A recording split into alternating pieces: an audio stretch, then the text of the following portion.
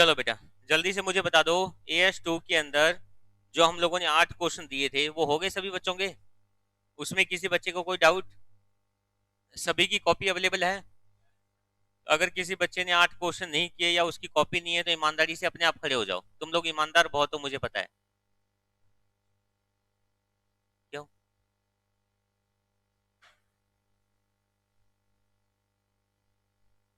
ये नहीं आए नहीं थे? ऐप पे क्लास मिल रही तुम्हें? नहीं मिल रही? क्यों? मतलब अभी यहाँ तुमने रजिस्ट्रेशन वगैरह करवाया नहीं क्या? फीस वीस दी नहीं?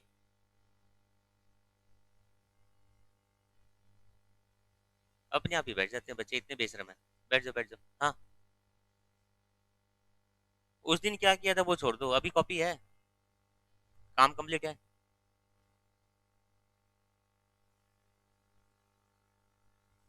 किए नहीं? क्यों?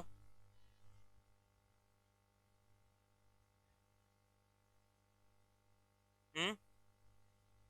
नोटबुक घर पे? चलो बेटा बैठो।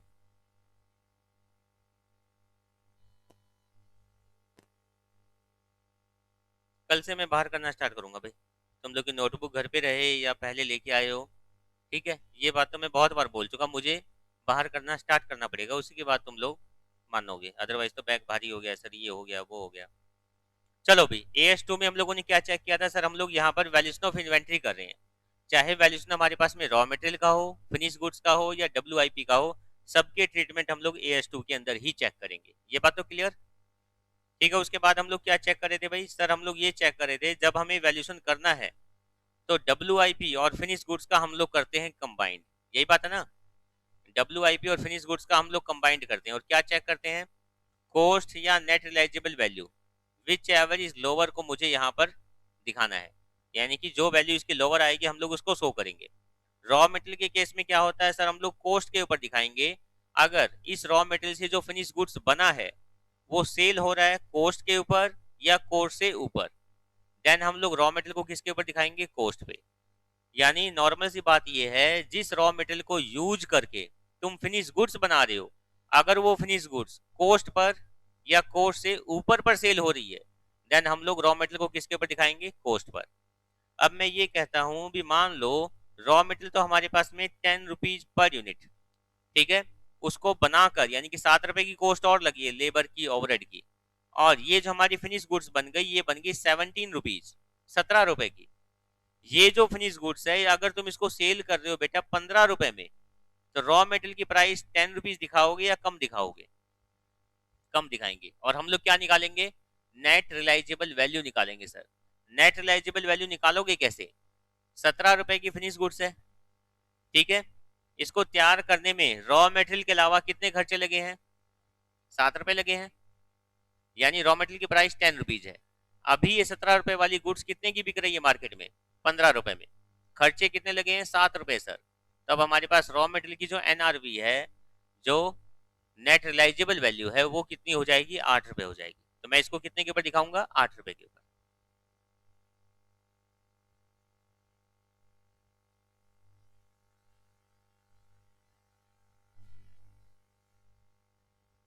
ये लो भाई, जब भी मुझे इन्वेंट्री की यानी कि स्टॉक की कॉस्ट निकालनी है तो उस केस में मुझे क्या करना है? जब भी मुझे इन्वेंट्री की कॉस्ट निकालनी है तो उस केस में मुझे क्या करना है? बताओ भाई क्या करना है?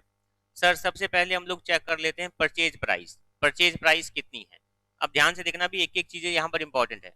परचेज प्राइस कितनी है वो हम लोग यहाँ चेक कर लेंगे। Duty and taxes not recoverable. Not recoverable का मतलब क्या है? Just like ITC। जैसे बेटा अगर ITC मिल रही है तो क्या मैं उसको कॉस्ट का हिस्सा मानकर चलूं? नहीं ना, वही टॉपिक यहाँ पर आ रहा है। अगर ITC नहीं अवेल हो रहा, यानी कि ड्यूटी या टैक्सेस कुछ भी लगा है, अगर वो रिकवरेबल नहीं है, अगर वो रिफंडेबल नहीं है, तो वो हमारे लिए क्या है? कॉस्ट का पार्ट है। वो हमारे लिए क्या है? कॉस्ट का हिस्सा है। उसके बाद कोई भी फ्रेट वगैरह चार्जेस हो रहे हैं या फिर कोई अदर एक्सपेंसेस लग रहे हैं, तो उसको भी हम लोग क्या कर देंगे? ऐड कर देंगे। बट अगर कोई ट्रेड डिस्काउंट है तो उसको हम लोग माइनस करेंगे, कोई रिबेट है तो उसको भी हम लोग क्या करेंगे? माइनस करेंगे। कोई भी ड्यूटी ड्रॉबैक, कहने का मतलब कोई भी ऐसी अमाउंट है जो वापस क्या हो रही है? रिकवरेबल हो रही है, तो उसको हम लोग क्या कर देंगे? माइनस कर देंगे। समझ गए? यानी स्टार्टिंग में तो बोला था अभी ड्यूटी यहाँ पर लग गई और वापस रिकवरेबल नहीं होगी, बट अगर बाद में अगर रिकवर हो गई तो उसको हम लोग क्या कर देंगे, माइनस कर देंगे। अब जो अमाउंट हमारे पास बचेगी उसको हम लोग क्या बोलेंगे, हमारे पास क्या है, ये कॉस्ट है। क्लियर? एक चीज और भाई, जब भी हम लोग रॉ मटेरियल वगैरह खरीदते हैं ना, तो वहां पर क्या होता है सर, हमारे पास सामान आता रहता है बारी बारी से, लॉट के अंदर सामान आता रहेगा। ठीक है, तो जो सामान आ रहा है उसकी कीमत में डिफरेंस आ जाता है। पहले सर हमारे पास सामान आया था 8 रुपए पर यूनिट, अब क्या पता 8.5 आ रहा है, क्या पता 7.5 आ रहा है, कुछ भी हो सकता है। दोनों ही सिचुएशन है। जनरली सिचुएशन हमारी क्या होती है, इन्फ्लेशन की होती है सर, और इन्फ्लेशन के केस में क्या होता है, रेट इंक्रीज मिलेगा। तो चाहे इन्फ्लेशन हो, चाहे डिफ्लेशन हो, चाहे न्यूट्रल हो, हमें ये देखना है हम कौन से स्टॉक को पहले यूज करें। देखो वैसे तो नॉर्मल सी बात है, पहले तुम कौन सा स्टॉक यूज करोगे, जो पहले आया होगा। पुराने स्टॉक को सर हमें हमें पहले यूज करना है, ताकि वो कहीं ना कहीं खराब ना हो जाए। बट अकाउंटिंग कैसे करनी है, अकाउंटिंग में क्या दिखाएं, एक यूज करना और एक अकाउंटिंग करनी, दो अलग अलग चीजें होगी ना। तो मुझे क्या क्या फॉलो करना होता है, या तो मैं फीफो मेथड दिखा सकता हूँ, किया ना फाउंडेशन में। फीफो का मतलब सर, जो स्टॉक पहले आया था पहले उसको निकाल दो। ठीक है, एक हमारे पास होता था लीफो, जो सबसे बाद में आया सबसे पहले हम लोग उसको निकालें। उसके अलावा हमारे पास एक होता है वेटेड एवरेज कॉस्ट फॉर्मूला, जिसके अंदर जितना भी स्टॉक एट प्रेजेंट तुम्हारे पास है, सबको उनकी यूनिट के साथ कर दो मल्टीप्लाई, फिर टोटल को डिवाइड कर दो टोटल यूनिट के साथ, यानी पर यूनिट मेरे पास में प्राइस आ जाएगी। उसको हम लोग क्या बोलेंगे, वेटेड एवरेज। क्लियर? तो यहाँ AS2 मुझे क्या कहता है, AS2 मुझे दो ही मेथड फॉलो करने के लिए परमिशन देता है, या तो फीफो, या फिर कौन सा फॉलो करोगे, weighted average cost formula. Clear? बेटा इसी AS2 पर इंडियन एएस आ चुका है, इसी AS2 पर इंडियन एएस आ चुका है, जो जब तुम लोग फाइनल में जाओगे तब वहां काम आएगा। वो इंडियन एएस मुझे क्या कहेगा, लिफो मेथड भी अप्लाई कर सकते हो। ठीक है, वैसे तो हमारी कहीं पार्ट नहीं आएगा, बट बाई चांस फिर भी अगर कहीं पार्ट आ गया किसी क्वेश्चन के अंदर 1 नंबर का, तो तुम ये चीज यहाँ पर नोटिस कर सकते हो। मैं ना तो तुम्हें इंडियन एएस की कोई नंबरिंग बताऊंगा, ना ही हम लोग उसकी मीनिंग का कोई डिस्कशन करेंगे, बिकॉज वो फाइनल का टॉपिक है। बट ये ध्यान रखना, इंडियन एएस अगर कहीं इंक्लूड हो गया तो वो लिफो को भी परमिशन देगा। अगर इंडियन एएस कहीं पर आ गया तो इंडियन एएस मुझे लिफो की परमिशन भी देगा।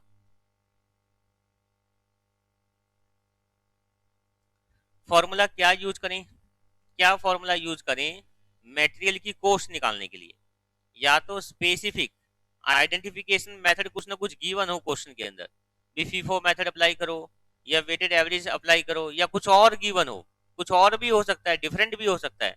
अगर वो गिवन है देन हम लोग उसी फॉर्मूले को, उसी मेथड को अप्लाई करेंगे। अगर कुछ भी गिवन नहीं है तो जनरली हम लोग अप्लाई किसको करते हैं, फीफो, या फिर हम लोग अप्लाई किसको करते हैं, वेटेड एवरेज।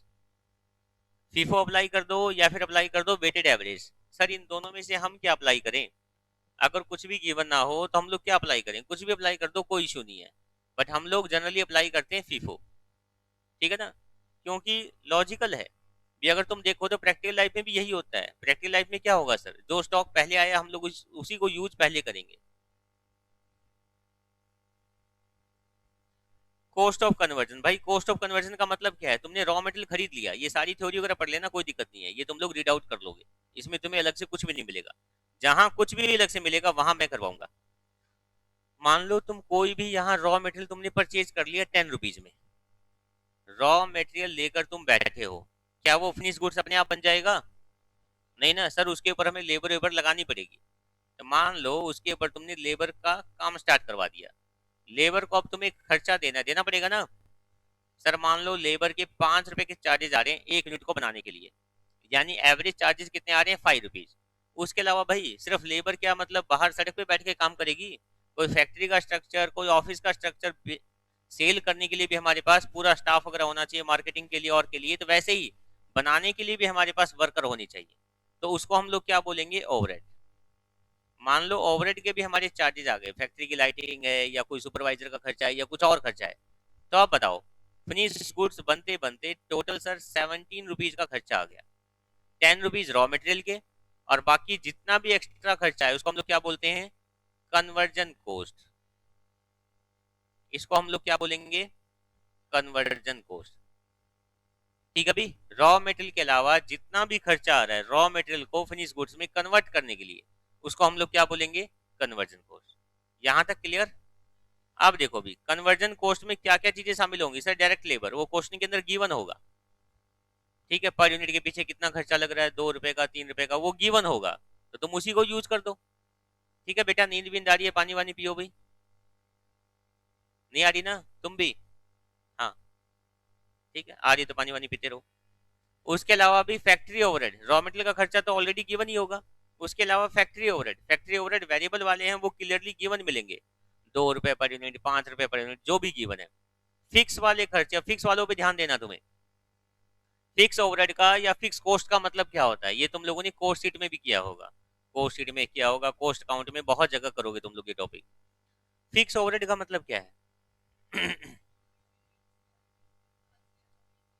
एक मशीन ले आए सर हम लोग, मैं एक छोटा सा एग्जांपल लेता हूँ, एक मशीन ले आए सर हम लोग, उस मशीन से हम लोग 1 लाख यूनिट बना सकते हैं सर, उस मशीन से हम लोग 1 लाख यूनिट बना सकते हैं। यानी ये मशीन की क्या है, कैपेसिटी है सर, ये मशीन की जनरल कैपेसिटी है, जहां से हम लोग 1 लाख यूनिट का प्रोडक्शन कर सकते हैं। कर सकते हैं भाई, कोई दिक्कत नहीं है। मशीन की जो फिक्स कॉस्ट है, मशीन की जो फिक्स कॉस्ट है, मान लो वो लग रही है हमारे पास में 10 लाख रुपए, मशीन की जो फिक्स कॉस्ट है वो लग रही है 10 लाख रुपए। हाँ रविंदर सही कह रहे हो, मशीन की जो हमारे पास में फिक्स कॉस्ट है वो लग रही है 10 लाख रुपए। अब बताओ भी क्या करें, अगर मैं 1 लाख की बजाय 50,000 यूनिट बनाऊं तो भी क्या होगा, मेरा खर्चा 10 लाख रुपए लगेगा। अगर मैं यहाँ से 80,000 बनाऊं तो भी मेरा खर्चा कितना लगेगा, 10 लाख। अगर मैं 1 लाख बनाऊं तो भी मेरा खर्चा कितना लगेगा, 10 लाख। अब बेटा ध्यान से सुनना एक बार, हमारी जैसी ही एक फैक्ट्री और है, ठीक है, जो हमारे कंपटीशन में है, वो लोग बना रहे हैं पूरी 1 लाख यूनिट। वो लोग कितनी बना रहे हैं, 1 लाख यूनिट बना रहे हैं, और हम लोग बना रहे हैं कितनी, 50,000। समझ गए, हम लोग कितनी बना रहे हैं, 50,000। तो मान लो हमारा रॉ मटेरियल का खर्चा है कितना है सर, हमारा रॉ मटेरियल का खर्चा है 10 रुपए, लेबर का कितना है 5 रुपए, उनका भी रॉ मटेरियल का 10 रुपए और 5 रुपए का खर्चा है। ठीक है, हमारे जो वेरिएबल ओवरहेड हैं वो 2 रुपए के हैं, उनके भी 2 रुपए के हैं सर, सब कुछ सेम सेम चल रहा है, सेम ही प्रोडक्शन कर रहे हैं, सेम हमारी कैपेसिटी है, सेम मार्केट में सेम प्रोडक्शन हम लोग कर रहे हैं। तो बताओ सर ठीक है यहाँ तक। फैक्ट्री ओवरहेड हमारे कितने आ रहे हैं सर, 10 लाख रुपए, उनके कितने आ रहे हैं, 10 लाख, हम बना रहे हैं 50,000 यूनिट, तो हमारा खर्चा कितना हो गया, 20 रुपए पर यूनिट। हमारा खर्चा कितना हो गया, 20 रुपए पर यूनिट। वो लोग कितने बना रहे हैं, 1 लाख, उनका खर्चा कितना हो गया, 10 रुपए पर यूनिट। हमारी कॉस्ट कितनी आ गई बेटा, बताना एक बार टोटल करके, कितनी कॉस्ट आ गई, 37। उनकी कॉस्ट कितनी आ गई, 27। बताओ भाई यहां तक बात क्लियर। क्या रिपीट करूं भाई, यहां तो हम लोग क्या कर रहे हैं बताओ, 10 लाख का खर्चा लगा है सर हमारा, हम लोग कितने यूनिट बना रहे हैं, 50,000। पर यूनिट खर्चा कितना आ रहा है, 20 रुपए। यहाँ हम लोग कितना खर्चा लगा रहे हैं बताओ, 10 लाख, बना कितनी रहे हैं, 1 लाख, पर यूनिट हमारा खर्चा कितना आ रहा है, 10 रुपए। हमारा मतलब दूसरी वाली फर्म का, हमारा तो कितना आ रहा है, 20 रुपए आ रहा है। यहाँ तक बात क्लियर। अब बताओ भाई, मार्केट में 37 रुपए की जो हमारी गुड्स बनी, हम लोग कितने में बेचेंगे, कम से कम 37 में, 37, इससे कम में तो नहीं बेचोगे ना। हमारी जैसी मार्केट में जो दूसरी कंपनी है वो कितने में बेच सकती है सर, वो तो 27 में बेच सकती है। मार्केट में कौन टिकेगा, वही टिकेंगे सर, हम लोग तो टिके नहीं सकते। ये बात क्लियर है, बिल्कुल क्लियर। अब बताओ भाई 37, ये तो सर हम लोग गलती कर रहे हैं, हम लोग कम बना रहे हैं जिसकी वजह से हमारी कॉस्ट ज्यादा आ रही है। क्या पता हमारी क्या मजबूरी है, कम बनाने के पीछे मजबूरी हो सकती है, हमारा मार्केट अभी पूरा एक्सटेंड नहीं हुआ है, यानी कहने का मतलब हमारे कस्टमर नहीं है अभी तक पूरे, जिसकी वजह से डिमांड कम है, डिमांड कम होने की वजह से हमें पता है हम लोग थोड़ा स्टॉक जो है कम बनाएंगे, ताकि कहीं पर हमारी वेस्टेज ना हो। दूसरा ये भी हो सकता है हमारे पास कैपिटल ना हो, ठीक है, रीजन चाहे कुछ भी हो, बट मार्केट में एट प्रेजेंट अगर मैं 37 की कॉस्ट दिखाता हूँ और मैं कहता हूँ 1 रुपया पर यूनिट मुझे प्रॉफिट चाहिए, मैं 38 में बेचूंगा, और दूसरी कंपनी वाले क्या कह रहे हैं 27 वाले 28 में बेच देंगे, तो भी उसी के पास जाएंगे कस्टमर। अगर हम लोग 38 में बेच रहे हैं, वो 37 में भी बेच देंगे ना, तो भी उन्हीं के पास जाएंगे कस्टमर। ये तो नॉर्मल सी बात है, और वो कंपनी वाले तो बहुत मोटा प्रॉफिट कमाएंगे। क्लियर? तो अब यहाँ पर AS2 क्या कहता है? AS2 ये कहता है जब भी तुम फिक्स ओवरहेड को चार्ज करो, तो फिक्स ओवरहेड को चार्ज कैसे करो? नॉर्मल कैपेसिटी मिनिमम के बेस पर चार्ज करो। नॉर्मल कैपेसिटी के हिसाब से तुम्हारी कॉस्ट कितनी आ रही है? 10 रुपए आ रही है सर। नॉर्मल कैपेसिटी के हिसाब से तुम्हारी कॉस्ट कितनी आ रही है? 10 रुपए आ रही है। अब देखो भी एक कंपनी और आ गई जो इनसे भी ज्यादा स्ट्रांग निकली। वो लोग क्या कर रहे हैं सर? वो लोग भी रॉ मटेरियल खरीद रहे हैं 10 रुपए का। सर वो लोग भी लेबर के पे कर रहे हैं 5 रुपए। सर वो लोग भी वेरिएबल ओवरहेड के पे कर रहे हैं 2 रुपए। बट सर यहाँ गड़बड़ है। क्या गड़बड़ है भाई? यहाँ सर 10 लाख रुपए का खर्चा लग रहा है, बट वो लोग बना रहे हैं 1.25 लाख यूनिट। सर वो लोग बना रहे हैं 1.25 लाख यूनिट, तो पर यूनिट जो इनका खर्चा आ रहा है भाई, वो आ रहा है 8 रुपए का। पर यूनिट जो इनका खर्चा आ रहा है वो कितने का आ रहा है? 8 रुपए का आ रहा है। अब बताओ, अब क्या करें? बताओ भी, अब क्या करें? अब तो कॉस्ट और कम हो गई ना। तो अब यहां से AS2 मुझे क्या कहता है? नॉर्मल कैपेसिटी या actual production, which ever is higher. यहां देखो नॉर्मल कैपेसिटी कितनी है? 1 लाख है। प्रोडक्शन कितने का हो रहा है? 50। Which ever is higher. मुझे अपनी कॉस्ट निकालनी है 1 लाख से डिवाइड करके। क्लियर? मुझे अपनी कॉस्ट निकालनी है 1 लाख से डिवाइड करके। यहाँ क्या है भाई? Normal capacity 1 lakh, actual production 1 lakh. एक ही बात है। इस वाले 1 लाख के बेस पे निकाल लो या इस वाले 1 लाख के बेस पे निकाल लो, एक ही बात है ना। 1 लाख तो दोनों सेम ही है। यहाँ बताओ, नॉर्मल कैपेसिटी 1 लाख और एक्चुअल प्रोडक्शन कितना आ रहा है? 1.25। तो which ever is higher? Higher मतलब 1.25। अब बेटा ध्यान से सुनो, मार्केट में अगर तुम नॉर्मल कैपेसिटी से ज्यादा का प्रोडक्शन कर रहे हो अपनी फिक्स कॉस्ट वाली मशीन से, तो वो तुम्हारे लिए है अपॉर्चुनिटी। वो तुम्हारे लिए क्या अपॉर्चुनिटी है? उस अपॉर्चुनिटी को ग्रैब करो। उस अपॉर्चुनिटी के बेस पर अगर तुम्हारी कॉस्ट कम आ रही है तो कम दिखाओ, कोई दिक्कत नहीं है। समझ गए? बट अगर कहीं पर तुम प्रोडक्शन कम कर रहे हो और तुम वहां पर नुकसान में हो, तो वो नुकसान स्टॉक की कॉस्ट में ऐड मत करो। अगर तुमने स्टॉक की कॉस्ट में ऐड कर दिया ना, तो स्टॉक बिकेगा ही नहीं और तुम्हारा बिजनेस वहां से बंद हो जाएगा। तो सर क्या करें? क्या करें भी बताओ। सर हमने यहाँ खर्चा दिखा दिया 10, 5, 2, 10, दिखा तो दिया 10, और हम लोग क्या बोल रहे हैं भाई, ये स्टॉक जो है 27 रुपए में बनना चाहिए। बना कितने में? 37 में। बनना चाहिए 27 में। अंदर ही अंदर मन दुखी है। ठीक है, 27 वाला मैं 28 में बेच रहा हूँ। ठीक है, तो यहाँ से जो बाहर बैठा है, जो सेल मैनेजर बैठा है, वो खुश हो गया आके बता रहा है सर 2 लाख यूनिट हमने बेच दी, सर हमने 10,000 यूनिट बेच दी, सर हमने 5,000 यूनिट बेच दी। मैं हर बार क्या कह रहा हूँ, अरे भाई तू जितनी बार भी आके बता रहा है, इसका मतलब हर यूनिट के पीछे 9 रुपए का, 8 रुपए का, 5 रुपए का कुछ ना कुछ नुकसान है। 27 का बता के मैं 28 में बेच रहा हूँ, इसका मतलब क्या? 9 रुपए का नुकसान है मुझे, है ना। बट एक्चुअल के अंदर हम लोग इस नुकसान को स्टॉक की कॉस्ट में ऐड नहीं कर सकते। तो क्या करेंगे बताओ भाई? जो यहाँ से 10 रुपए का नुकसान हुआ है, इस 10 रुपए के लॉस को कहाँ लेकर जाओगे? प्रॉफिट एंड लॉस अकाउंट में। बताओ बेटा, यहाँ तक बात क्लियर? सर किसी भी इन्वेंट्री की कॉस्ट निकालने के लिए जब फिक्स ओवरहेड की बात आएगी, तो उस टाइम हमें करना क्या है? फिक्स ओवरहेड फिक्स होते हैं सर। तो उस केस में जब मैं पर यूनिट निकालूंगा, तो पर यूनिट निकालने के लिए मुझे क्या करना होगा? मैं कितनी क्वांटिटी से डिवाइड करूं? कितनी से डिवाइड करूं? 1 लाख से डिवाइड करूं या जो एक्चुअल है उससे डिवाइड करूं? जो हाइयर है उससे डिवाइड करोगे। जो हाइयर है उससे डिवाइड करोगे। 1 लाख जो हमारी नॉर्मल कैपेसिटी है, या फिर जो तुम एक्चुअल प्रोडक्शन कर रहे हो, उन दोनों में से जो भी हाइयर है उससे डिवाइड करो। समझ गए? अब मान लो भी एक्चुअल अगर हमारी कम है, जस्ट लाइक 50,000 है, तो वहां पर नुकसान आ रहा है ना। उस नुकसान को कहाँ लेके जाओ? प्रॉफिट एंड लॉस अकाउंट में। सर एक्चुअल हमारे पास में 1.25 है। सर एक्चुअल हमारे पास में 1.25 है। अगर यहाँ पर कहीं तुम्हें प्रॉफिट दिखाई दे, प्रॉफिट को तब तक प्रॉफिट नहीं मानते जब तक वो एक्चुअल में रियलाइज ना हो जाए।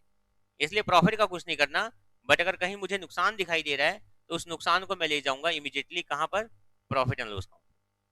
बताओ बेटा, यहां तक बात क्लियर हुई? जो लाइव वाले बच्चे हैं भाई, रविंदर, आरती, ये वाली बात क्लियर?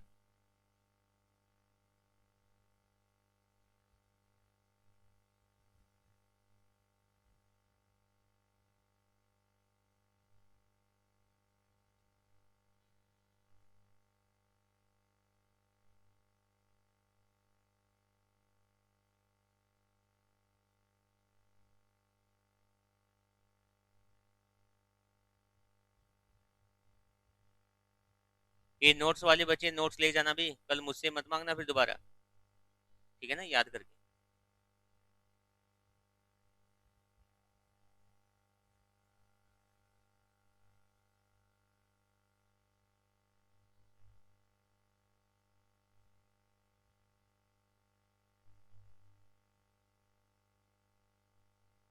चलो बेटा, यहां तक बात क्लियर हुई? अभी इस डायग्राम को बस हमने यहां तक कवर किया है, ठीक है। ये जॉइंट कॉस्ट वाला काम अभी हम लोग करेंगे, थोड़ा सा रुक कर। क्वेश्चन पे आओ। ABC Limited has a plant with the capacity to produce 1 lakh units of a product per annum and the expected fixed overhead is rupees 18 lakh।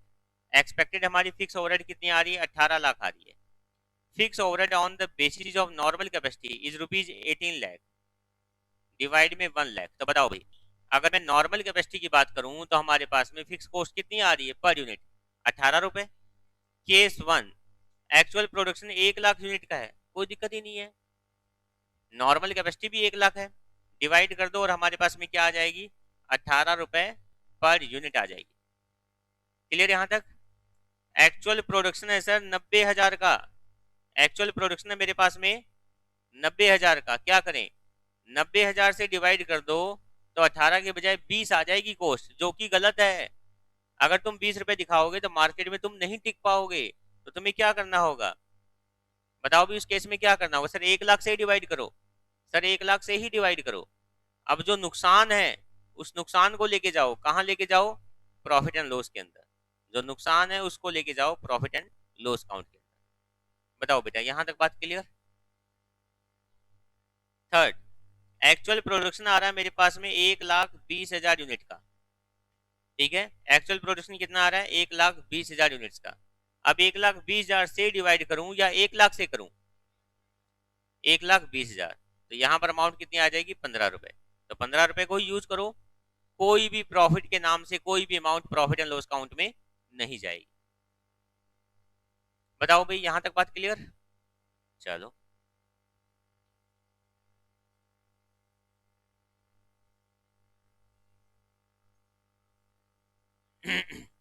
कभी कभी क्या होता है, 2 या 2 से ज्यादा प्रोडक्ट एक साथ बन जाते हैं, ठीक है ना। जैसे मान लो भी तुम सरसों का तेल निकाल रहे हो, तो क्या होगा? खल भी आ जाएगी साथ में। तब मुझे ये देखना है, जब दो प्रोडक्ट एक साथ में बन रहे हैं, दोनों मेन प्रोडक्ट हैं या एक बाय प्रोडक्ट है? समझ गए? तो बाय प्रोडक्ट भी हो सकते हैं, दोनों मेन भी हो सकते हैं। तो बेटा हमें दोनों को ही देखना है। अगर मान लो मेन प्रोडक्ट हैं दोनों, ज्वाइंट प्रोडक्ट या मेन प्रोडक्ट हैं, तो उस केस में मुझे कुछ ना कुछ मेथड वगैरह ऐसा फॉलो करना पड़ेगा जिससे दोनों की कॉस्ट में सेपरेट कर पाऊं। समझ गए? दोनों की कॉस्ट में सेपरेट कर पाऊं, मुझे ऐसा कोई ना कोई रेशो, कोई ना कोई बेस मुझे यूज करना पड़ेगा। तो हम लोग क्या यूज करते हैं? Sale value at separation. जहां पर वैल्यू सेपरेट हो सकती है वहां सेल वैल्यू यूज कर लो, या फिर सेपरेट का पता ही नहीं है, मतलब तुम बीच में बाइफरकेट नहीं कर पा रहे हो, वो प्रोडक्ट कंबाइंड बनने के बाद ही बाइफरकेट हो रहा है, तो तुम सेल वैल्यू कंप्लीशन के बाद की यूज कर लो। समझ नहीं आया? देखो भी ध्यान से, जैसे मान लो एक प्रोडक्ट मैंने बना लिया, ये कंबाइंड है, जिसके अंदर से दो प्रोडक्ट बने हुए हैं A+B, ठीक है। ये अभी रनिंग में चल रहा है, रनिंग में चल रहा है, रनिंग में चल रहा है, रनिंग में चल रहा है, रनिंग में चल रहा है, प्रोडक्ट बनता जा रहा है, ठीक है। यहां पर आकर मुझे पता चल गया ए की वैल्यू अलग कितनी हो सकती है, बी की वैल्यू अलग कितनी हो सकती है। समझो मेरी बात को, ठीक है। कुछ प्रोसेस करने के बाद मुझे पता चल गया ए और बी की अलग अलग वैल्यू कितनी हो सकती है, पता चल गया। तो जितनी जितनी वैल्यू हो सकती है उसका रेशो यूज कर लो। ठीक है, मैं ये बोल दूं भी जो सामान मैंने बनाया है ना, इसमें इस स्टेज के ऊपर इसकी वैल्यू है 5000 और इसकी वैल्यू है 3000, तो मैं रेशो क्या यूज कर लूं, 5:3। सर ए वाली जो यूनिट्स है ना, वो आप ए वाली जो यूनिट्स है वो आप डबल बना रहे हो एज कंपेयर बी। ए वाली जो यूनिट्स हैं वो आप डबल बना रहे हो एज कंपेयर बी। तो उस केस में क्या होगा बताओ, ए वाली यूनिट को 2 के साथ मल्टीप्लाई कर दो और बी सिंगल ही है। तो अब बताओ भी अब क्या हो जाएगा। सर यहाँ पर 10,000 का सामान बन रहा है तो यहाँ 3,000 का बन रहा है। इसका मतलब एक टाइप से मुझे रेशो मिल गया। क्या रेशो मिल गया, 10:3। क्लियर।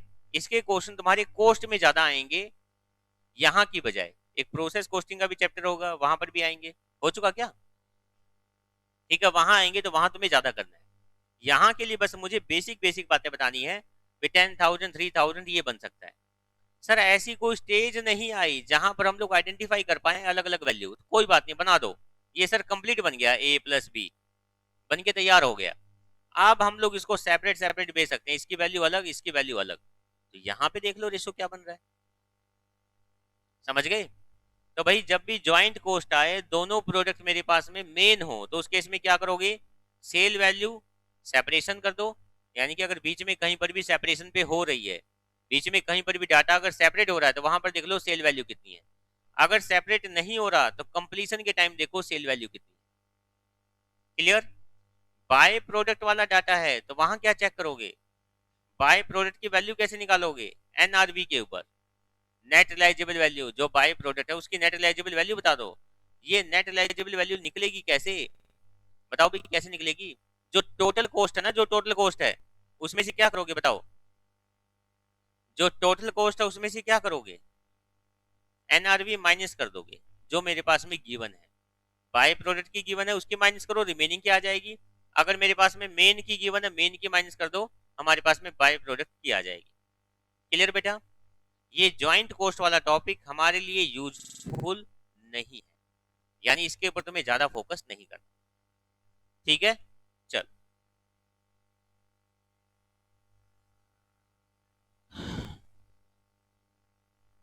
चलो अभी क्वेश्चन नंबर 10 करके दिखाओ, जल्दी से करो क्वेश्चन नंबर 10 अभी के अभी।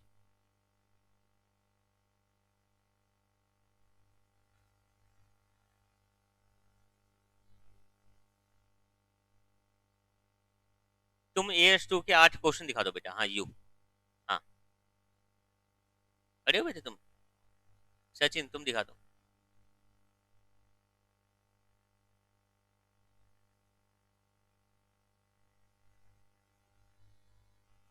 बेटा बाय प्रोडक्ट में मैं ये कह रहा हूँ भी जब भी मेरे पास में ज्वाइंट कॉस्ट गिवन है ना, एनआरवी जिसकी भी दी हुई है, एनआरवी जिसकी भी दी हुई है वो माइनस कर दो, तो दूसरे प्रोडक्ट की एनआरवी अपने आप आ जाएगी।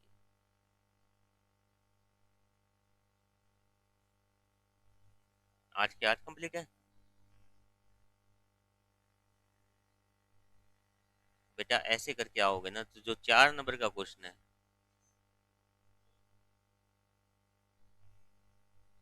कहीं पर किसी में भी AS2 का नामो निशान नहीं है मेरे भाई।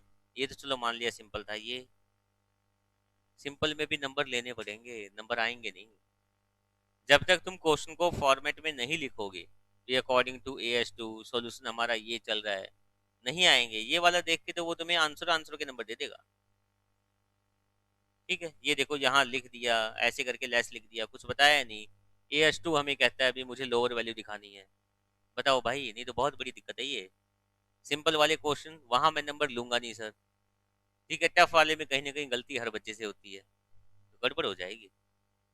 ठीक है, फिर तो तुम भगवान से ये प्रे करोगे सिंपल क्वेश्चन आए ना एग्जाम में, सारे टफ टफ आए, उसमें मैं पूरी प्रेजेंटेशन बना के आऊंगा, उसमें मैं सीरियस होके करके आऊंगा। ठीक है, क्या आंसर मिल गया 275, आंसर 275 आया है पक्का, निकालें। चलो बेटा बताना मुझे एक बार। 5,000 पीस की वैल्यू बतानी है भाई, 5,000 पीस की मुझे वैल्यू बतानी है। 5000 इंटू में क्या कर दोगे 20, उसके बाद लेबर की कॉस्ट 5000 इंटू 25, वेरिएबल ओवरहेड की कॉस्ट 5000 इंटू में 5, ठीक है, यानी 5000 को सीधे सीधे तुम यहाँ मल्टीप्लाई कर दो 50 के साथ, यही बात है। उसके बाद में भाई एक्चुअल में प्रोडक्शन किया 90,000 का, नॉर्मल प्रोडक्शन कितना है 1 लाख का, फिक्स ओवरहेड कितने आ रहे हैं हमारे पास में 5 लाख, तो यहाँ पर मुझे 1 लाख से डिवाइड करना है और मेरी यहाँ पर कॉस्ट कितनी आ जाएगी 5 रुपए, यानी कि टोटल 5000 को मल्टीप्लाई कर दो 55 से, तो वैल्यू कितनी आ गई 275। तो भाई अब इस आंसर को सिर्फ ऐसे नहीं लिख के आना, ठीक है ना, अगर कोई प्रैक्टिकल क्वेश्चन है और तुम्हें पता है ये वैल्यूएशन करवा रहे हैं, किसके अंदर वैल्यूएशन करवा रहे हैं AS2 में करवा रहे हैं, समझ गए मेरी बात, तो भाई थोड़ा सा रूल भी लिख के आओ। अगर ये क्वेश्चन तुम्हारा 4 नंबर का है तो 1 नंबर कहीं ना कहीं तुमसे रूल के, ठीक है, स्टैंडर्ड के नेम के और स्टैंडर्ड के नंबरिंग के भी मांगेंगे।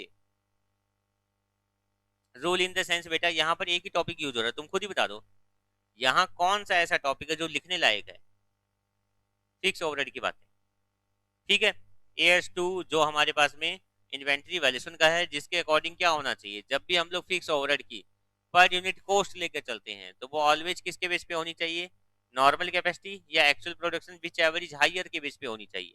ये वाली बात लिख दो बेटा और ये बता दो हम लोग AS2 की वैल्यूएशन के रूल के अकॉर्डिंग ये वैल्यूएशन कर रहे हैं, हम लोग AS2 के अकॉर्डिंग ये वैल्यूएशन कर रहे हैं बेटा, सिर्फ और सिर्फ AS2 की इंफॉर्मेशन लिखनी है, वो भी तुम्हें फिक्स ओवरहेड की, और कुछ भी नहीं करना, बिल्कुल सेम टू सेम यही आंसर फिट कर देना। अब आंसर फिट करने के अंदर ये वाली वैल्यू जो तुम्हें लिखनी है वो कैसे कर दोगे बताओ, ये लो लास्ट वाले में पेज है क्या,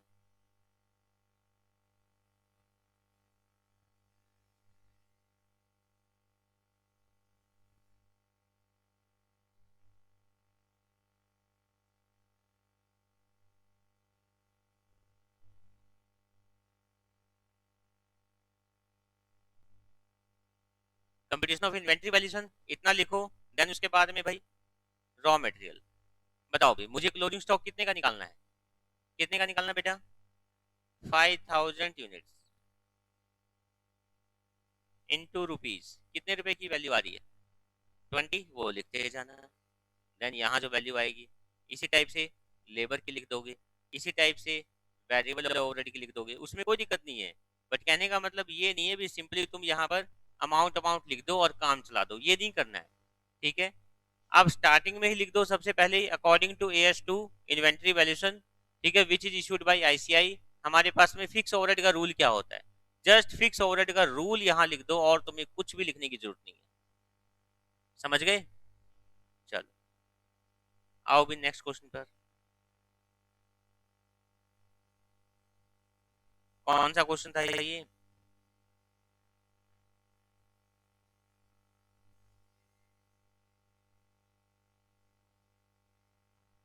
चलो भी 11th अपने आप कर लेना, 12th अपने आप कर लोगे। अब आ जाओ बेटा, जॉइंट और बाय प्रोडक्ट की थ्योरी दोबारा से बता दी इन लोगों ने, चलो पढ़ते हैं। In case of joint or byproduct, the cost incurred up to the stage of split off should be allocated on a rational and consistent basis. Split off जहां पर हम लोग वैल्यू अलग अलग कर सकते हैं वहां हम लोग कर देंगे, ठीक है। अगर स्प्लिट ऑफ नहीं होगा तो लास्ट में जाकर हम लोग सेल वैल्यू यूज कर लेंगे फिनिश गुड्स की, वही बात यहाँ लिखी हुई है। The basis of allocation may be sale value at split off point. For example, value of byproduct, scraps and wastage are usually not material items. These are therefore valued at net realizable value. The cost of main product is then valued as joint cost minus net realizable value of byproduct. ठीक है, मैं तो तुम्हें ये कह चुका हूँ by product या जॉइंट प्रोडक्ट दोनों की नेट रिलाइजेबल वैल्यू में से कोई भी गिवन हो सकती है, बट लॉजिकली अगर तुम देखो तो नेट रिलाइजेबल वैल्यू किसकी गिवन होती है बाय प्रोडक्ट की, तो बाय प्रोडक्ट वाली नेट रिलाइजेबल वैल्यू को माइनस कर दो टोटल कॉस्ट में से, रिमेनिंग हमारे पास वैल्यू बच जाएगी, ठीक है।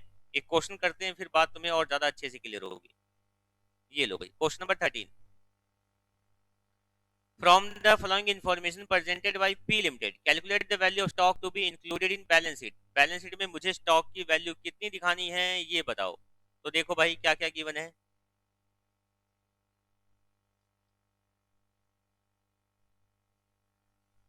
कोस्ट प्राइस कितनी गिवन है? 60,000। कोई एक स्टॉक है जिसकी कोस्ट प्राइस कितनी गिवन है? 60,000। अब ये स्टॉक हमारे लिए यूजलेस हो चुका है, यूजलेस हो चुका है, बट ये लोग कह रहे हैं इसको भी हम लोग आगे कर सकते हैं यूज। बेटा सभी बच्चे अपना अपना मोबाइल बंद कर दो। और मैं बताना भूल गया, आज से मैंने ये सोचा है कि जितनी भी देर मेरी क्लास होगी, चाहे वो सीएस की हो चाहे सीए की हो, बच्चे उतनी देर के लिए अपने मोबाइल रखेंगे बंद। अगर किसी को अर्जेंट काम है, घर से कॉल वॉल आती है, तो रिसेप्शन का नंबर दो, ठीक है? जल्दी से बंद कर दो सारे बच्चे। जरूरी नहीं है 1-1 घंटे क्लास हो, क्लास 50-50 मिनट की बहुत होती है। बस ये जो डिस्टरबेंस वाली चीजें हैं ये बंद कर दो। सबके पहले से बंद है क्या? ठीक है, साइलेंट को बंद मत मानना, बंद मतलब बंद, बंद कर दो। चलो भाई, एक स्टॉक है मेरे पास जो 60,000 रुपए की कीमत का है, जो अब हमारा यूज नहीं हो रहा है। इसको हम लोग यूज कर सकते हैं प्रोडक्शन पर्पज के लिए। अगर मैं इसके ऊपर 10,000 रुपीज और खर्च कर दूं, बात समझ आ रही है? एक हमारे पास कोई पुराना स्टॉक है जिसको मैं एज इट इज अभी यूज नहीं कर सकता हूं, बट अगर मैं 10,000 रुपये उसके ऊपर खर्च कर दूं, तो मैं कहीं ना कहीं प्रोडक्शन के लिए उसको यूज कर सकता हूं। और कहाँ यूज कर सकता हूं? देखो अभी बताएंगे। The same could be use as a by product for an existing product, the purchase price of the same amount rupees 40,000। हम उसको एक ऐसी जगह यूज कर सकते हैं बाय प्रोडक्ट के नाम पर, जिसको अगर हम लोग अभी मार्केट से खरीदें तो उसकी वैल्यू कितनी होगी? 40,000। तो मुझे ये बता दो अभी उसकी वैल्यू क्या थी स्टार्टिंग में? वो मैटर नहीं करती भाई। ये देखो आज के दिन उसकी वैल्यू कितनी है? 40। सर 40 नहीं है, 10 लगाने पड़ेंगे हमें। 10,000 लगाएंगे तब उसकी 40 वैल्यू है। तो एट प्रेजेंट अगर मेरे पास वो स्टॉक पड़ा है तो उसकी वैल्यू कितनी है मार्केट में? 30,000। 30 के ऊपर 10 लगाने के बाद वो ऐसा बन जाएगा जिसको हम लोग यूज कर सकते हैं, जिसकी मार्केट में वैल्यू कितनी है? 40 है। बताओ भाई, यहां तक बात क्लियर हुई? क्लियर? एक टाइप से केस स्टडी का क्वेश्चन मान लो या बिल्कुल डिफरेंट सा मान लो। अब बेटा देखो, इसके आंसर को भी ना सिर्फ ये 3 लाइन में इन लोगों ने खत्म कर दिया, ये गलत है। ठीक है ना? इसके बजाय AS2 की रेफरेंस तुम लोग जरूर दो। ठीक है ना? इन्वेंटरी वैल्यूएशन के अंदर हम लोग ये काम कर रहे हैं, बस इतना बता दो बहुत है। अगर तुम इतना भी बता देते हो इन्वेंटरी वैल्यूएशन AS2 के अंदर अगर हम लोग इसकी वैल्यूएशन कर रहे हैं, वो भी बहुत है। ठीक है, बाकी वैल्यूएशन के अंदर इसमें ज्यादा कुछ है ही नहीं। ये क्वेश्चन आए भी तो कितने नंबर में आना चाहिए? 2 नंबर में। अदर कोस्ट, अब यहाँ आ जाओ। These may be included in cost of inventory provided they are incurred to bring the inventory to their present location and condition। भाई अदर जितने भी खर्चे, बेटा पानी पियो, पानी पियो। अदर जितने भी खर्चे हैं जो किए जा रहे हैं, अदर जितने भी खर्चे हैं जो किए जा रहे हैं, और किस पर्पज के लिए किए जा रहे हैं? ताकि जो हमारे पास इन्वेंट्री है वो इनकी प्रेजेंट लोकेशन एंड कंडीशन में आ जाए।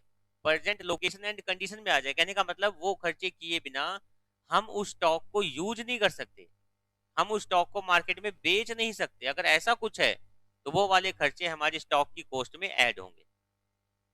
क्लियर? ये वाली बात क्लियर भाई? Cost of design for example for a custom made unit में be taken as part of inventory cost. तो भाई कोई भी यहाँ पर खर्चा वर्चा है, चाहे वो डिजाइनिंग का खर्चा हो या कोई और हो, अगर उसको किए बिना हम लोग उस स्टॉक को यूज नहीं कर सकते तो उस केस में क्या बोलेंगे बताओ?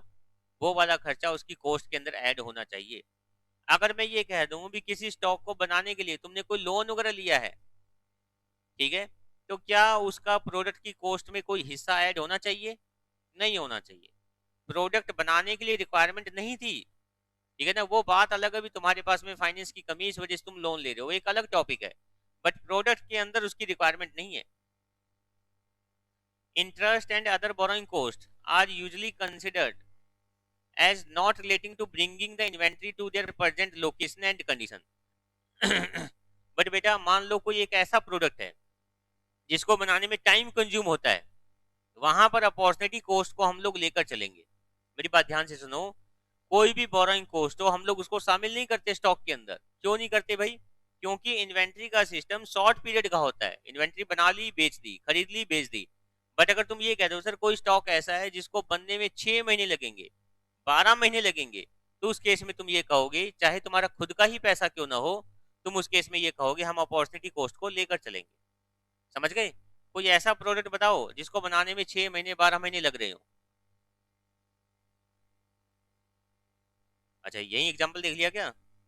हाँ, तो वाइन का एग्जांपल भाई, इसको बनने में एटलीस्ट 6 मंथ लगते हैं। ठीक है ना, ग्रेप्स वगैरह से बनती है या जो भी बनती है। ठीक है, वो तुम लोग को ज्यादा नॉलेज होगी। ठीक है, जैसे देखो आर्यन खुश हो रहा है दारू के नाम से।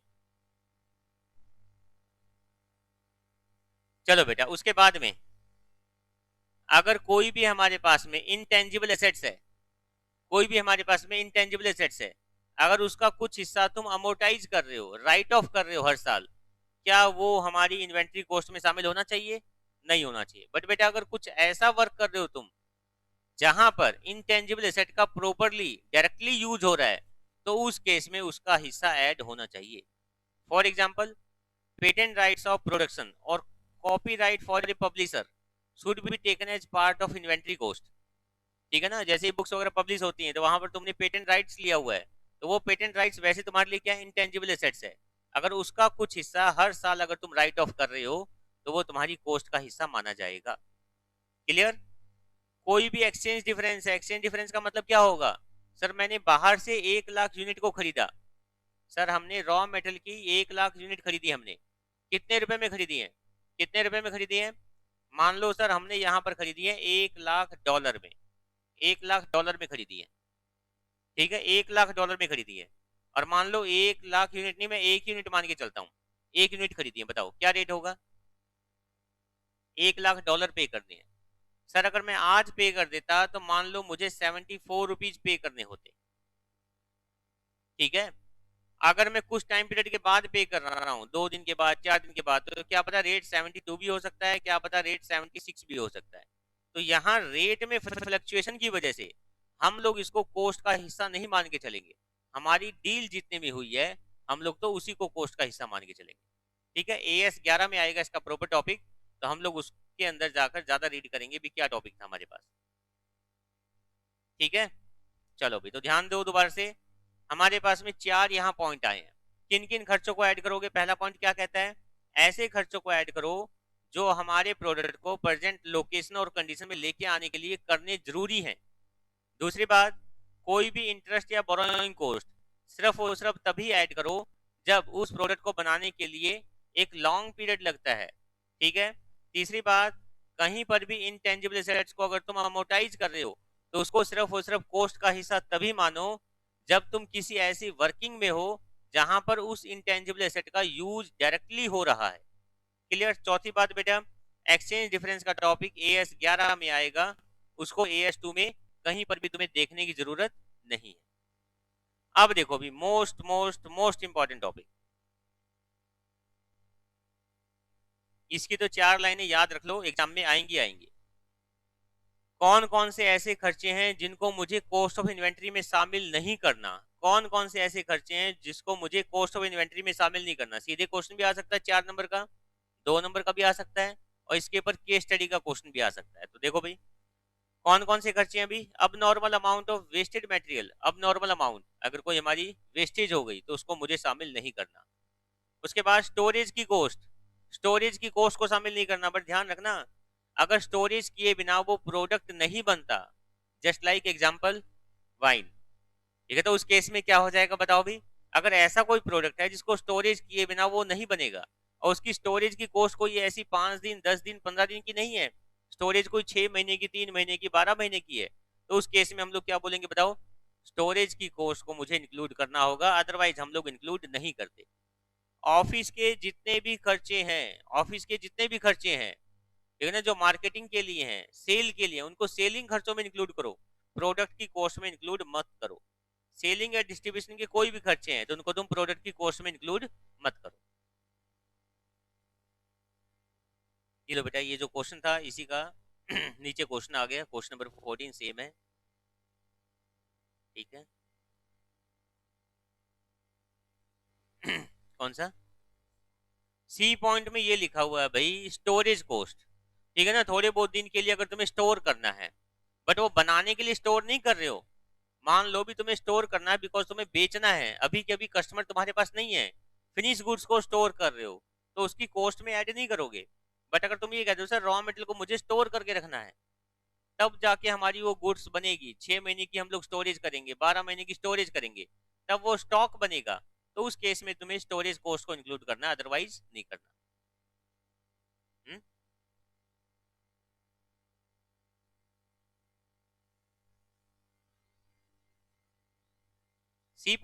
सी पॉइंट में ये भी ऑफिस के जितने भी खर्चे हैं, ऑफिस के जितने भी खर्चे हैं, ठीक है, ऐसे सारे खर्चे जो प्रेजेंट लोकेशन और कंडीशन में लेके आने के लिए जरूरत नहीं है, उनको हम लोग शामिल नहीं करेंगे। ठीक है ना, बिकॉज तुम कोई प्रोडक्ट बनाते हो तो वहां पर मेन उनकी प्रोडक्ट कॉस्ट कौन सी होती है, जो फैक्ट्री में लग रही है, ना कि ऑफिस में।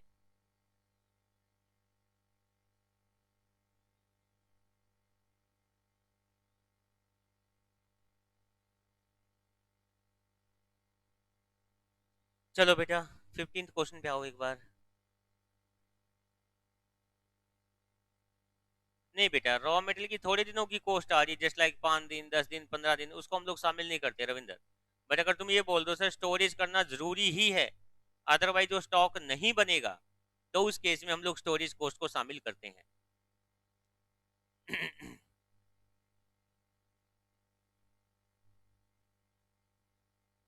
चलो AS2 के आज तुम लोग सारे के सारे क्वेश्चन करके आओगे। ठीक है, कुछ 4-5 क्वेश्चन अभी डिफरेंट है जो मैं करवा के ही क्लास ओवर करूंगा। ठीक है बेटा, चलो अगर किसी का एग्जाम वगैरह जाना है तो जा सकते हो।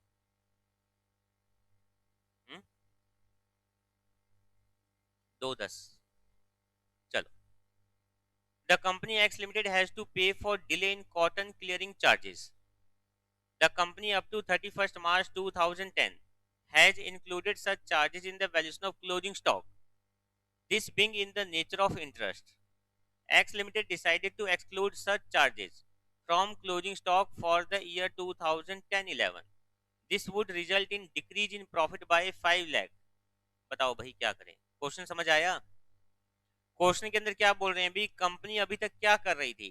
कंपनी अभी तक सर कॉटन क्लियरिंग चार्जेस पे कर रही थी। ठीक है ना, कहने का मतलब क्या है, कंपनी यहाँ पर इंटरेस्ट पे कर रही है, हम लोग पेमेंट वगैरह लेट कर रहे हैं जिसकी वजह से हमें इंटरेस्ट पे करना पड़ता है। और अभी तक हम लोग क्या करते थे, इन खर्चों को हम लोग स्टॉक की वैल्यूएशन में ऐड करते थे। ठीक है परवीन, इन खर्चों को हम लोग अभी तक स्टॉक की कॉस्ट के अंदर ऐड करते थे। अब कंपनी को थोड़ा सा दिमाग सही चल रहा है और कंपनी क्या कहती है, इनको तो हमें क्लोजिंग स्टॉक में ऐड नहीं करना चाहिए, नहीं करना चाहिए इनको क्लोजिंग स्टॉक में ऐड। अगर ये वाला माइंड कंपनी यूज कर रही है तो इससे क्या हो रहा है सर, इससे कंपनी का प्रॉफिट डिक्रीज हो रहा है 5 लाख रुपए से। ठीक है बेटा, यहाँ पर एएस कवर हो गए 3, बट हम लोग अपना आंसर देंगे 2 एएस में। कौन कौन से? पहली बात तो सर, पहले आप इसको इंक्लूड कर रहे थे, अब इंक्लूड नहीं कर रहे हो, कहीं ना कहीं आप कुछ ना कुछ चेंज कर रहे हो, तो चेंज कर रहे हो तो AS1 आ जाएगा। दूसरी बात सर, स्टॉक वैल्यूएशन के अकॉर्डिंग पहले गलत थे हम लोग, अब हम लोग सही हैं, यानी AS2 के अकॉर्डिंग अब हम लोग सही हैं, तो ये भी मुझे यहाँ पर इंक्लूड करना होगा। ठीक है, अब बेटा इनके आंसर की बजाय हम लोग अपना आंसर बनाएंगे। ठीक है, और कैसे बनाएंगे? पहली बात, सबसे फर्स्ट हम लोग क्या लिखते हैं सर, हम लोग लिखते हैं टॉपिक। टॉपिक में क्या आएगा, AS1 और AS2 दोनों की बातें आएंगी। ठीक है, AS2 की बातें तुम पहले लिखो, क्या होगा बताओ? AS2 के अकॉर्डिंग जब भी हम लोग स्टॉक वैल्यूएशन करेंगे तो इंटरेस्ट की अमाउंट को मुझे स्टॉक की वैल्यूएशन में ऐड नहीं करना चाहिए, बिकॉज ये प्रोडक्शन की कॉस्ट का हिस्सा नहीं होते। दूसरी बात, जब भी हम लोग ऐसे कभी मेथड चेंज करेंगे तो AS1 जो कि डिस्क्लोजर ऑफ अकाउंटिंग पॉलिसी है, जिसमें क्या बताते हैं, अगर तुम कभी भी किसी भी पॉलिसी को चेंज करते हो तो तुम्हें उसका जितना भी इम्पैक्ट आएगा, उस इम्पैक्ट को, अगर वो मेटेरियल आइटम है, मेटेरियल इम्पैक्ट है, तो उसको तुम्हें शो करना पड़ेगा। ये वाली दोनों बातें लिख दी। देन तुम आ जाओ सेकंड पार्ट में। सेकंड पार्ट में क्वेश्चन में क्या लिखोगे सर, कंपनी का नेम या फिर जो भी इनका मैटर है, तो फिर एक्स लिमिटेड वाली बातें स्टार्ट कर दो। ठीक है, एक लाइन में बातें खत्म कर दो। एक्स लिमिटेड वाले पहले क्या कर रहे थे, क्लोजिंग स्टॉक में इंटरेस्ट को ऐड कर रहे थे, अब नहीं कर रहे हैं, तो नहीं कर रहे हैं वो सही है, तो हमें नहीं करना चाहिए। बट इसकी वजह से 5 लाख से हमारा प्रॉफिट क्या हो रहा है, रिड्यूस हो रहा है। ये एक मेटेरियल आइटम हो सकती है, हमें नहीं पता उस कंपनी के लिए 5 लाख रुपए कितने वैल्यू करते हैं, बिकॉज और तो कोई डाटा वाटा दिया नहीं है। अगर ये लोग बताते हैं भी हमारे पास टोटल स्टॉक ही 15 लाख का है, तो 5 लाख इनके लिए क्या है, बड़ी आइटम है। बट अगर ये लोग ये बताते हैं सर इनके पास तो 500 करोड़ का स्टॉक है, और 5 लाख इनके लिए कोई बड़ी आइटम नहीं होती। तो हमें इतना नहीं सोचना, हमें जस्ट ये बोलना है जब भी क्वेश्चन में कुछ गिवन ना हो, अमाउंट 5 लाख रुपए है, तुम इसको इंपॉर्टेंस दोगे और क्या लिखोगे, मेटेरियल आइटम है और इसके इम्पैक्ट को मुझे शो करना चाहिए। कंक्लूजन या लास्ट पार्ट उसमें क्या दिखाओगे बताओ, कंपनी ने जो ये सिस्टम फॉलो किया है सही है। ठीक है भाई, तो आंसर को मैंने यहां से हटाया और मैंने आंसर को दे दिया अपने उन 3 पार्ट के अंदर। AS5 में भी चीजें होती हैं बट AS5 अभी हम लोग को नहीं करना है, हम लोग इसके आंसर को AS1 और AS2 में ही देकर आएंगे।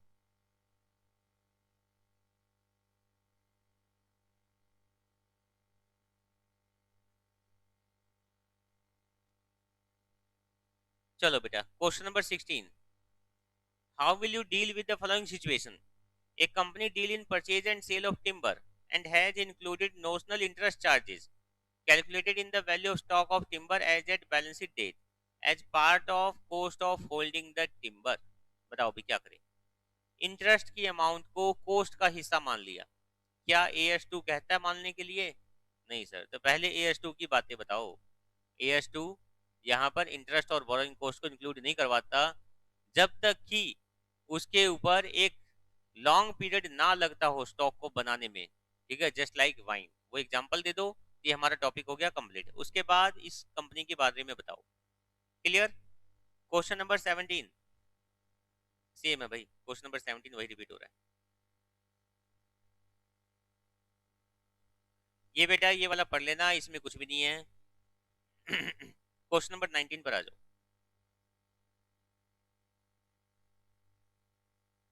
इंपॉर्टेंट भी है, डिफरेंट भी है, और एक डिफरेंट वाला क्वेश्चन हमने पीछे भी किया है, जो 40,000 माइनस हम लोग 10,000 कर रहे थे। देखो भी ध्यान से देखना, ए trader purchase certain articles for rupees 85,000, एक ट्रेडर है, व्यापारी है, 25,000 रुपए के आर्टिकल खरीद रहा है। He sold some of articles for rupees 1,05,000, इसमें से कुछ आर्टिकल्स उसने 1,05,000 रुपए में बेच दिए। ठीक है ना, इसमें से कुछ आर्टिकल्स उसने 1,05,000 रुपए में सेल कर दिए। The average percentage of gross margin, gross margin कितना है, लगभग कितना है 25%, यानी कोस्ट का 25% वो प्रॉफिट जनरेट करता है। Opening stock of inventory at cost was rupees 15,000, opening stock कितना आ रहा है 15,000 रुपए, ओपनिंग स्टॉक कितनी आ रही है 15,000, और हमने खरीदा कितने में 85,000 में, तो टोटल अमाउंट कितनी हो गई, जो स्टॉक हमारे पास अवेलेबल था उसकी टोटल अमाउंट कितनी हो गई 1,10,000। सर उसमें से कुछ सामान हमने बेच दिया, कितने में बेच दिया 1,05,000 रुपए में। क्लियर बेटा यहाँ तक बातें। चलो, find cost of closing inventory, closing inventory की वैल्यू बताओ, क्लोजिंग इन्वेंट्री जो मेरे पास है उसकी वैल्यू बताओ। तो बताओ भाई कैसे बताएं, सर मेरे पास ना टोटल जो स्टॉक था वो कितने रुपए का था 85,000 जो खरीदा है, 15,000 रुपए का ओपनिंग स्टॉक, दोनों को ऐड करो 1,00,000 रुपए। ठीक है, 1,00,000 की अमाउंट आ रही है भाई यहाँ तो, 1,00,000 की अमाउंट आ रही है। 1,00,000 वाली अमाउंट को अगर तुम पूरा का पूरा सेल कर देते तो कितने रुपए में सेल होता है ये 1,25 में सेल होता सर। अभी हमने कितने रुपए का सेल किया है 1,5 का, यानी अभी जो हमारे पास स्टॉक बचा है वो कितने रुपए में बिक सकता है 20,000 रुपए में बिक सकता है सर। बट मुझे सेल प्राइस थोड़ी ना बतानी है, मुझे सेल वैल्यू थोड़ी ना बतानी है, मुझे कॉस्ट बतानी है। तो बताओ भाई 20,000 में से प्रॉफिट कैसे माइनस करें, बताओ बेटा। सर कॉस्ट मान लो 100 रुपए की, ठीक है, प्रॉफिट कितने का होगा 25 का, सेल कितने की होगी 125। तो हमने यहां कैसे निकाली वैल्यू 1,25,000, सर 1,00,000 का सामान था उसका मैंने कर दिया 125%।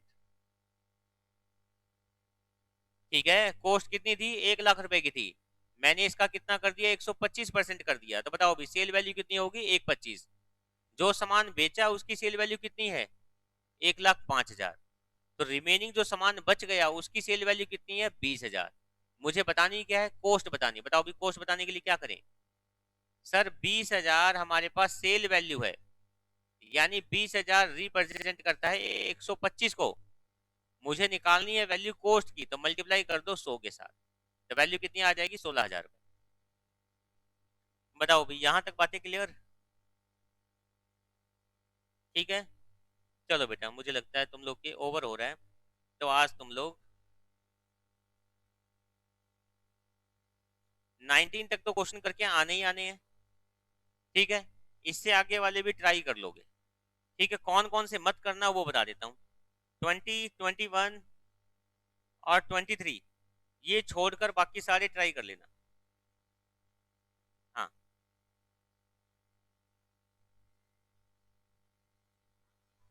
एक लास्ट में है 28, ये भी मत करना एक बार। 28 AS2 हमारा कल कंप्लीट होगा। इसके बाद तुम लोग के पास नोट्स कौन से हैं? डिपार्टमेंट वाले। अब मुझे जल्दी से बताओ, स्टडी मटेरियल सबके पास आ गई? किन किन बच्चों के पास नहीं आई? कब तक आएगी? हम्म।